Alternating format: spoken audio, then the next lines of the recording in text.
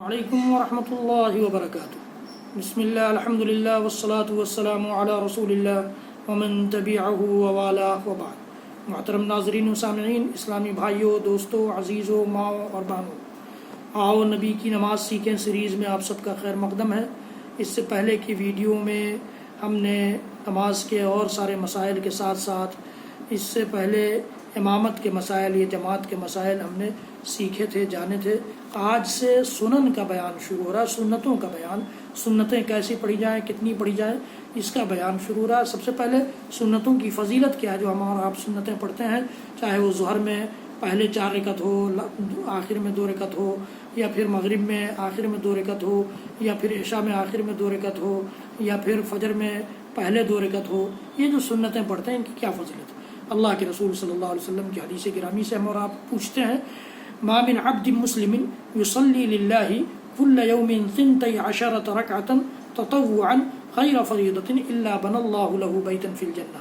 صحیح مسلم کی روایت ہے، امام مسلم رحمۃ اللہ علیہ نے اس کو 728 نمبر کی حدیث کے طور پر ذکر کیا ہے۔ کیا مطلب ہے اس حدیث کا؟ جو مسلمان بندہ، اللہ کے رسول فرماتے ہیں، جو مسلمان بندہ ہر روز اللہ کے لیے فرض کے علاوہ 12 رکعت نفل ادا کرے گا، یا نفل یہ سنن رواتب، جو سنت مؤکدہ جس کو ہم کہتے ہیں، یا سنت غیر مؤکدہ، یہ سب نفل کے باب میں آتے ہیں۔ ساری نمازیں یہ جو ہے فرض کے علاوہ سب نفل کے باب میں آتے ہیں۔ نفل کے معنی ہوتا ہے زائد، تو فرض سے زائد جو بھی نمازیں ہیں وہ نفل ہیں۔ تو اللہ کے رسول صلی اللہ علیہ وسلم نے فرمایا کہ جو مسلمان بندہ ہر روز اللہ کے لیے فرض کے علاوہ 12 رکعتیں نفل ادا کرے گا تو اللہ تعالیٰ اس کے لیے جنت میں گھر بنا دیتا ہے۔ اللہ اکبر، بڑی فضیلت ہے یہ۔ اس لیے ہم سنتوں کا اہتمام کریں، سنتوں کو پابندی سے ادا کریں۔ ان کی تفصیل دیکھیے، سیدہ ام حبیبہ رضی اللہ تعالیٰ عنہ بیان فرماتی ہیں کہ 4 رکعتیں ظہر سے پہلے، 2 رکعتیں اس کے بعد، 6 رکعتیں ہو گئی، 2 رکعتیں مغرب کے بعد، 8 رکعتیں ہو گئی، اور 2 رکعتیں عشاء کے بعد 10 رکعتیں ہو گئی، اور 2 رکعتیں فجر سے پہلے 12 رکعتیں ہو گئی۔ یہ روایت، یہ تفصیل جو ہے ڈیٹیل، یہ ترمذی کی روایت ہے۔ ترمذی میں امام ترمذی رحمۃ اللہ علیہ نے 415 نمبر حدیث کے طور پر ذکر کیا ہے۔ عصر سے پہلے 4 رکعت سنت کی فضیلت بیان کرتے ہوئے اللہ کے رسول صلی اللہ علیہ وسلم نے فرمایا، رحم اللہ امرأ صلی قبل العصر 4۔ سنن ابی داؤد کی روایت ہے، جامع ترمذی کی بھی روایت ہے۔ امام ابو داؤد رحمۃ اللہ علیہ نے اس کو 1271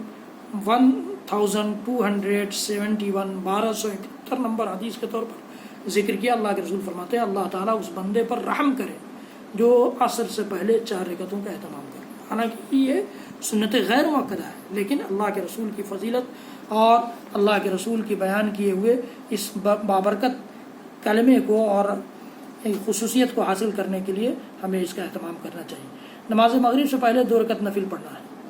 عام طور سے ہمارے سماج میں اس کو بھلا دیا گیا ہے، بلکہ اگر کہیں پڑھنے کا اہتمام کیا جاتا تو لوگ تعجب کی نگاہ سے اسے دیکھتے ہیں، اس لیے کہ لوگوں کو معلوم نہیں ہے، لوگوں کی غلطی نہیں ہے، علماء کرام نے اس کو چھپایا ہے، حالانکہ یہ صحیح بخاری کی روایت ہے۔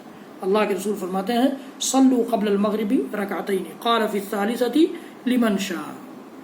3 بار اللہ کے رسول نے فرمایا کہ مغرب سے پہلے 2 رکعت پڑھو، مغرب سے پہلے 2 رکعت پڑھو، مغرب سے پہلے 2 رکعت پڑھو، 3 بار فرمایا، اور تیسری بار میں فرمایا لمن شاء، جو چاہے، جو چاہے۔ اللہ کے رسول نے فرمایا جو چاہے پڑھے۔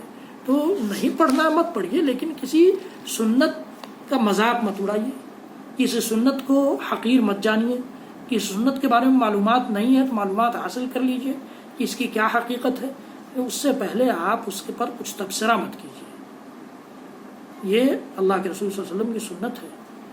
عشاء سے پہلے وقت ہو تو نفل نماز پڑھنی چاہیے۔ اللہ کے رسول صلی اللہ علیہ وسلم نے فرمایا، بین کل اذانین صلاۃ، بین کل اذانین صلاۃ، ہر 2 اذانوں کے درمیان، یعنی اذان اور اقامت، اس کو اللہ کے رسول نے اذانین کہا ہے، دونوں اذانوں کے درمیان نماز ہے۔ بین کل اذانین صلاۃ، دوبارہ پھر فرمایا کہ ہر 2 اذان یعنی اذان اور اقامت کے درمیان نماز ہے۔ ثم قال فی الثالثۃ لمن شاء، اور پھر اللہ کے رسول نے تیسری بار میں فرمایا کہ جو چاہے۔ اس سے بھی پتہ چلتا ہے کہ مغرب کی اذان اور اقامت کے درمیان 2 رکعت پڑھی جانی چاہیے۔ تو یہ ساری حدیثیں اس بات کی دلیل ہیں کہ سنن و رواتب اور نوافل کا کیا اہتمام کیسے ہونا چاہیے، نوافل کی کیا فضیلتیں ہیں، اللہ کے نبی صلی اللہ علیہ وسلم نے اس کو ان حدیثوں میں واضح کیا ہے۔ اللہ تعالی ہم سب کو فرائض کے ساتھ ساتھ نوافل کے اہتمام کرنے والے بندوں میں سے بنا لے، اپنے محبوب بندوں میں سے بنا لے۔ اللہ رب العالمین ہم سب کا حامی و مددگار ہو۔ حضرات گرامی، میرے ویڈیو کو زیادہ سے زیادہ لوگوں تک پہنچائیے، شیئر کیجیے، اپنے لیے، میرے لیے صدقہ جاریہ بنائیے، اور میرے اور سارے ویڈیوز دیکھنے کے لیے یوٹیوب پر شاہد اقبال سنابلی ٹائپ کیجیے اور میرے اور ویڈیوز دیکھیے، دین بنائیے، دنیا سنواریے۔ اللہ رب العالمین ہم سب کو کہنے سننے سے زیادہ عمل کی توفیق دے۔ وصلی اللہ تعالی علی نبینا محمد وعلی آلہ وصحبہ وسلم۔ سبحان ربک رب العزۃ عما یصفون وسلام علی المرسلین والحمد للہ رب العالمین۔ والسلام علیکم ورحمۃ اللہ وبرکاتہ۔